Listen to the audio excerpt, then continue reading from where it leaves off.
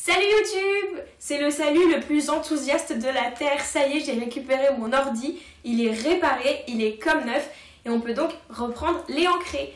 J'espère donc que vous allez bien, que vous avez passé une bonne semaine et je suis ravie de vous retrouver aujourd'hui avec une jeune chanteuse qu'on a découvert dans le télécrochet Destination Eurovision et qui nous a fait pleurer, en tout cas qui m'a fait pleurer, avec un titre qu'elle dédie à son père et qui s'appelle Tous les deux. Le 25 septembre dernier, elle est revenue sur le devant de la scène avec un autre titre, tout aussi enchanteur, Dans mes rêves. C'est le premier extrait de son tout premier opus paru le 2 octobre dernier. On accueille tout de suite Simone. Chante, chante si tu veux, chante quand tu peux, mais chante avec moi. Mais mon rêve, tu es là et danse, danse si tu veux, danse quand tu peux, mais danse avec moi. Dans mes rêves.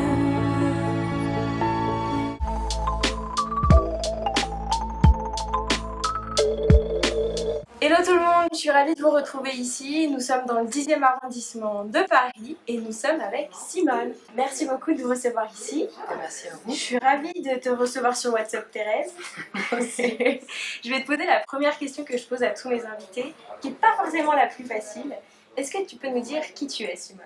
Effectivement, c'est pas la question la plus facile parce que je sais pas vraiment qui je suis. Je sais un petit peu mieux grâce à cet album. Disons que je suis une jeune femme qui a envie d'apprendre la musique, de faire ce métier et qui a plein de choses à dire au sujet de l'amour. Voilà. C'est quand même une très bonne description pour commencer.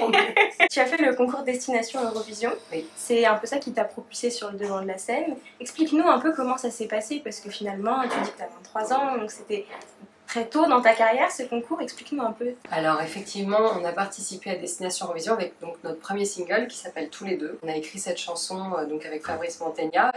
J'ai co-composé et co-écrit cette chanson. Et il se trouve qu'elle avait quelque chose, on s'est dit qu'elle était belle, que potentiellement elle pouvait bien représenter en fait le projet Simone. Et en fait voilà, on l'a présentée au concours Destination Eurovision en se disant pourquoi pas essayer de représenter la France à l'Eurovision et puis ça pourrait être un joli tremplin. Et puis finalement la chanson a beaucoup plu, on a été sélectionnés, on a fait un très très beau parcours sur l'émission. Ça nous a donné beaucoup d'énergie pour faire ce premier album et puis on a été un peu plus soutenus et le projet a été un petit peu plus mis en lumière, donc on était vraiment hyper heureux et du coup oui, c'est un peu ça qui nous a lancés. Et cette chanson justement dont tu parles, c'est une vraie déclaration. Moi je l'entends comme ça, en tout cas quand je l'écoute, comme un cri un peu du cœur, etc. C'était important que ce soit celle-ci la première, tu dévoiles? On n'a pas réfléchi au moment où ce titre a été terminé à est-ce que ça doit être la première ou est-ce que ça doit être la première. On s'est juste dit c'est une belle chanson et pourquoi pas essayer d'en faire quelque chose. Elle nous plaisait. Oui, c'est un peu un cri du cœur parce que c'était sûrement un moment de ma vie où j'avais envie de parler à mon père et que j'avais envie de parler d'amour et que je me posais déjà doucement des questions à ce sujet et que effectivement la première personne à qui j'ai eu besoin de m'adresser avec les mots c'est mon père. On continue un peu dans les chansons et dans les clips que tu as dévoilés. Le 25 septembre dernier, tu as sorti un nouveau clip qui s'appelle Dans mes rêves. Tu nous transportes dans un univers enchanté, un peu... En tout cas, c'est pas la vie qu'on a aujourd'hui à cause du coronavirus. Est-ce que c'est ton univers? Je pense que c'est effectivement un univers qui colle bien à ce que je suis intérieurement, à ce qui se passe. Cet album, il est assez intime, il est assez axé sur la femme que je deviens. Et donc effectivement, je pense que ces images parlent bien de ce qui se passe à l'intérieur de moi. Et dans ce clip, on voit la petite fille que tu étais aussi. Oui. Est-ce que c'est un chemin ou bien tu dirais que c'est un premier bilan? Le fait qu'il y ait cette petite fille donc, qui représente la petite fille intérieure qui est en moi, qui est à mon avis toute femme de n'importe quel âge, on a tous, toute une petite fille en nous qui parfois nous fait faire de super belles choses et puis parfois pas forcément. Je pense qu'effectivement c'est un premier bilan et ça démontre une vraie envie d'avancer, de se dire il faut peut-être que je la laisse de côté, cette petite fille intérieure, pour me concentrer sur la femme que je suis, pour aller un peu plus loin dans la vie, plutôt que de rester un peu superficielle et un peu pas forcément se poser les bonnes questions. En tout cas, je pense que quand on est une enfant, on se pose pas de questions, on agit tout de suite, on réfléchit pas aux conséquences de ce qu'on fait. Et dans ce clip, je pense que c'est vraiment laisser partir toute cette partie-là de moi, en fait, quitte à la retrouver à certains moments. C'est pas forcément définitif, ça peut être des jolis moments, de retrouver aussi la petite fille qu'on était avec Fabrice, parce qu'en fait, c'est une idée de Fabrice et moi, c'est ce qu'on a voulu dire, c'est ce qu'on a voulu mettre en image, surtout sur ce premier single. Donc finalement, tu l'abandonnes pas totalement. Tu la laisses un peu de côté pour le moment, mais qu'elle reviendra plus tard. Je dirais que si, pour l'instant, il faut que je l'abandonne complètement et après aller la chercher à d'autres moments si c'est nécessaire, mais non, en globalité, il faut qu'elle parte. Ok. Je parlais d'un album, je vous le montre parce qu'il est quand même particulièrement assorti oui, l'endroit dans lequel on se trouve. Bravo pour ce premier opus. Merci beaucoup. Qui s'appelle Simone. Explique-nous, qu'est-ce que ça fait de sortir un premier opus justement? Je sais pas vraiment si ça fait quelque chose, disons que ça a été quelque chose de le faire. D'accord, oui, le cheminement a été... Voilà, je pense que c'est le chemin qui a été vraiment énorme, plus que le fait de le sortir, même si voilà, c'est toujours hyper excitant de se dire on a travaillé 1 an et demi pour qu'effectivement ça sorte et pour que ça se concrétise et que cet album soit dans les mains d'un public. Donc ça me fait très plaisir, mais c'est vrai que c'est 1 an et demi de création et d'élaboration de cet album qui m'ont surtout énormément fait grandir et m'ont fait énormément me poser de questions en fait sur le monde en général. Je pense que c'est ce chemin-là qui m'a fait beaucoup de bien. En plus d'être un projet professionnel, personnellement, ça t'a beaucoup apporté. Complètement, complètement. Ça m'a même construit. Ah, c'est fort. Ouais. Justement, ma question allait porter là-dessus, donc tu vois, finalement, ça s'imbrique plutôt bien. Dans les textes, moi, ça m'a bouleversée tant je trouve ça personnel.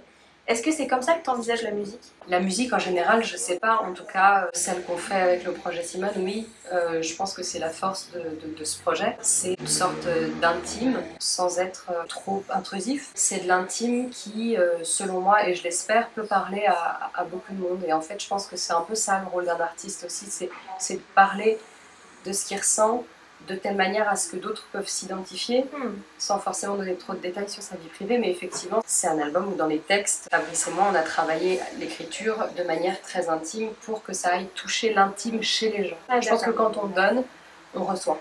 Donc il fallait donner pour recevoir de la part d'un public. Et tu disais tout à l'heure, je fais une précision, tu écris aussi les textes? Je coécris avec Fabrice. Quasiment tout l'album a été co-composé et coécrit par Fabrice et moi. Il y a une chanson où j'ai pas participé qui s'appelle Rue Vivienne. Et il y a Dans mes rêves, donc le single, où c'est Joël Kopf qui a écrit les paroles. Et donc là, j'ai pas participé, ni Fabrice ni moi. Donc là, on a parlé des textes, il y a aussi la musique, la place des instruments. Je trouve qu'il y a un côté très intemporel, il y a un peu de musique classique. Est-ce que c'était un choix de ta part? C'était complètement un choix.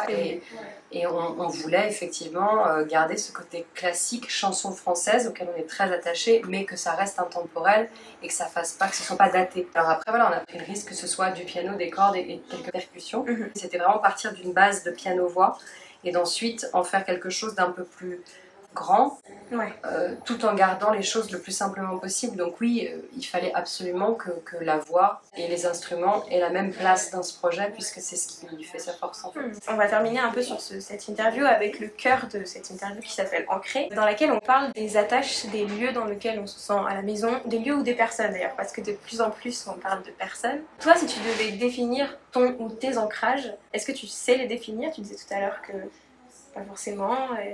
Si, je pense qu'il y en a qui sont devenus très très nettes. Mon point d'ancrage dans ce projet et globalement dans la femme que je deviens principalement, c'est Fabrice. Parce que fatalement, il m'a fait naître en tant qu'artiste et donc forcément en tant que femme. Et donc tout ça se lie très bien. Et mon point d'ancrage, le plus possible chez moi. C'est un endroit où j'ai l'impression d'être là où il faut et à ma place. Donc pour l'instant, je dirais, voilà, ces 2 points d'ancrage là. Et c'est important pour toi d'être à sa place, justement, c'est fort comme mot.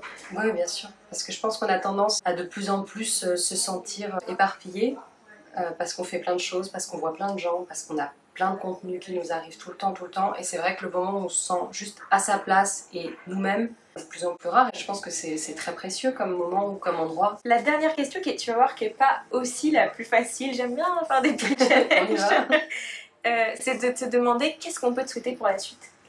On peut me souhaiter de faire de la scène. On peut me souhaiter une bonne santé et de faire de la scène. librement, sans avoir trop de contraintes. Et on peut me souhaiter de ne pas tomber malade. Oui, c'est Voilà. vrai. C'est les deux en ce moment pour les artistes. Et surtout que le projet Simone fonctionne et qui plaise à un public qui aura envie de le voir grandir, ce projet. Donc ça serait des jolies choses qu'on peut me souhaiter. Eh ben alors on te le souhaite du plus profond du Merci. cœur.